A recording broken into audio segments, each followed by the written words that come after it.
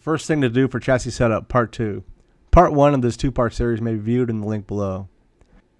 The topics discussed here apply to any production-based car, such as a Mustang, Corvette, Miata, BMW, or Porsche. Basically any non-aero car. Examples would be an ACCA Formula car or the NASA NPO1 prototype. Or you have a car that's new to you. Maybe it's one you just purchased off racingjunk.com, or a car that you take to the track that you now want to start modifying. The topics discussed here apply to you. In part 1 of this two-part series, we discussed ride height being the first chassis mod to get right. So after ride height, where do we look? Camber. For road racing, we're on negative camber at all four corners.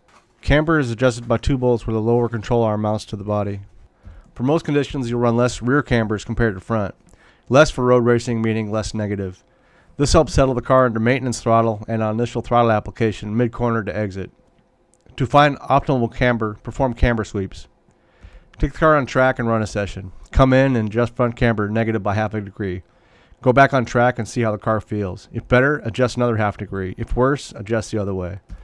This process will help you find the optimal camber for that tire. Some trade-offs.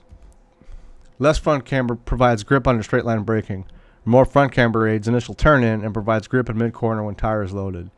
You'll need to find a balance. So after ride height and camber, what do we change? Toe. Toe helps the tire get to the optimal slip angle.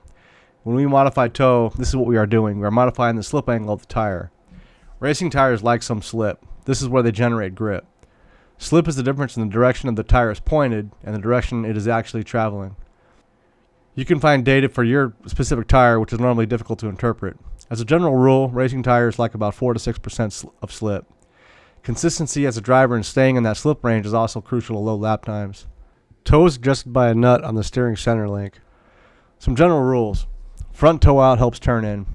Less front toe out provides stability on corner entry.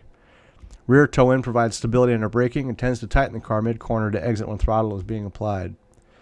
Like camber sweeps, you'll want to perform toe sweeps to find the optimum toe.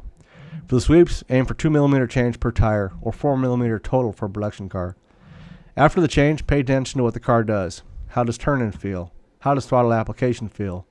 This will tell you which direction you need to go. Also remember, each track is different. This is where the logbook comes into play, and in taking good notes. Some additional comments on toe. Front toe out helps turn in. Too much front toe out will make the car unstable in straights and over bumps. Less front toe out helps stability under braking and on entry. Toe generates heat. Consider outside weather conditions, say early spring or late fall versus mid-August.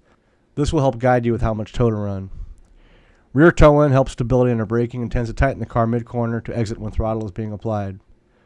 Again, rear toe generates heat. Consider outside ambient conditions as discussed above to help guide you in which direction to go. Some final thoughts. Keep a logbook that you take to each track. This log should record the outside weather conditions, changes you made, and the result. Only change one thing at a time. For instance, don't make a camber and a toe change at the same time because on track you won't know which change made the difference. There are no easy answers to setting your car's performance. Many topics were left out of this discussion.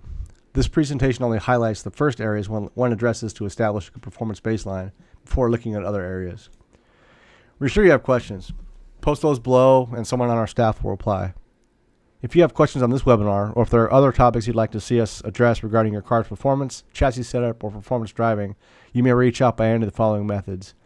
You can email us at callthegrid.com, and you can also find us on YouTube, Instagram, Facebook, and Twitter.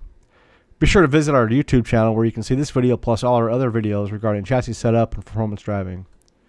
Be sure to visit callthegrid.com where you can sign up for exclusive content, check out our full line of products for the driver and car, and also check out our cool merch and swag for the tracker and office. Part 1 of this video series may be viewed in the link below. And as always, peace out, be safe, have fun, and go fast.